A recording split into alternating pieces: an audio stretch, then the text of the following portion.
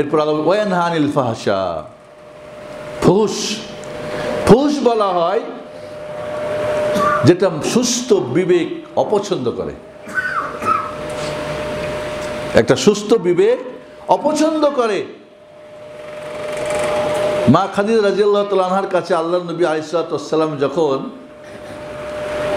বললেন যে এরকম এরকম আমার কাছে ওয়াহি আসে, আমি একটু কি ফেরেশতা দেখি, কি দেখি, আমার ভয় লাগে, হালাক হব, ধ্বংস হব।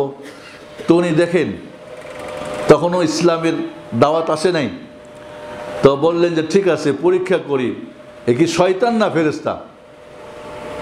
তো খাদিজা রাদিয়াল্লাহু তাআলা আনহা তার শরীরটা হিজাব না করে নর্মাল পোশাকে বলেন যে এখন কি আপনার কাছে আসে ওই লোকটা, ওই জিনিসটা? কয় না, তা তো আসে না। এবার সুন্দর করে হিজাব করে কয় এখন আসে? কয় হ্যাঁ এখন তো আসে। তো বলেন তাহলে ওটা ফেরেশতা, শয়তান হতে পারে না। দেখছেন,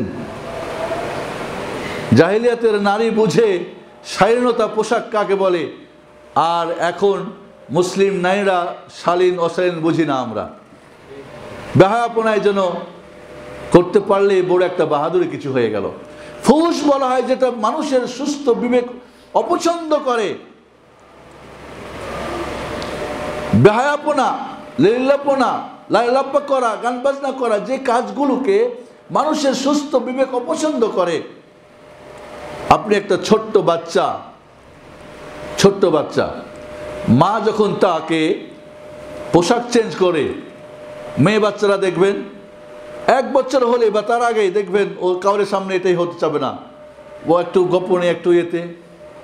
কেন? এই লজ্জা দিয়ে তাকে আল্লাহ সৃষ্টি করেছেন। নারীর ভূষণ লজ্জা, মহাসম্পদ তার। বেলজ্জা হওয়াটা কি? এটা শয়তানের কাজ। তাহলে যেটা সুস্থ একটা ছোট্ট বাচ্চাও বুঝে যে এই কাজটা ঠিক না, কারণ তার বিবেক সুস্থ। অসুস্থ বিবেক ভালোকে মন্দ, মন্দকে খারাপ ভাবতে পারে, সুস্থ বিবেক কখনো ভাবতে পারে না। এই জন্য ফাহিশ হচ্ছে, এই জন্য আল্লাহ নবী আলাইহিস সালাতু ওয়াস সালাম সম্পর্কে বলা হয়েছে মা কানা ফাহিশান ওয়ালা মুতাফাহিশান। সৃষ্টিগতভাবে চারিত্রিকভাবেও তিনি কি এই বিবেক সম্মত এমন কাজ করতেন না, অনিচ্ছাকৃত ইচ্ছাকৃতও করতেন না। অনেক মানুষ আছে ইচ্ছা করে না। তাহলে আজ আমাদের সমাজে ফাহিশাত দিয়ে, ব্যভিচার কেন ফাহিশাত? বুখারী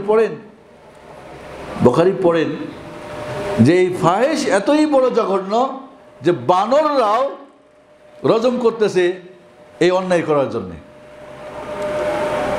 কারণ বানররা জানে এই কাজটা সে অন্যায় করেছে।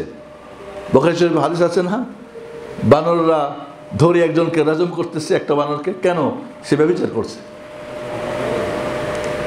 এই জন্যে যেগুলো অপছন্দনীয়, বিবেক মানে রুচি সম্পন্ন না, সেটাই ফাহিশি জিনিস।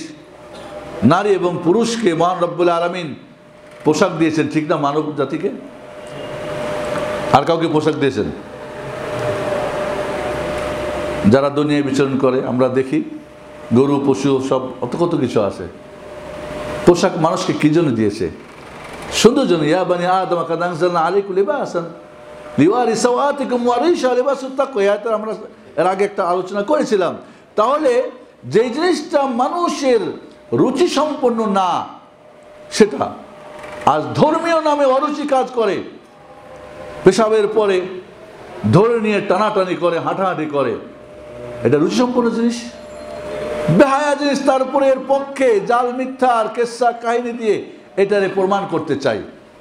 এটা কখনো তো সুস্থ বিবেক মানুষটাকে সমর্থন করতে পারে না। ইসলাম তো পরের কথা, ইসলাম তো আল্লাহ।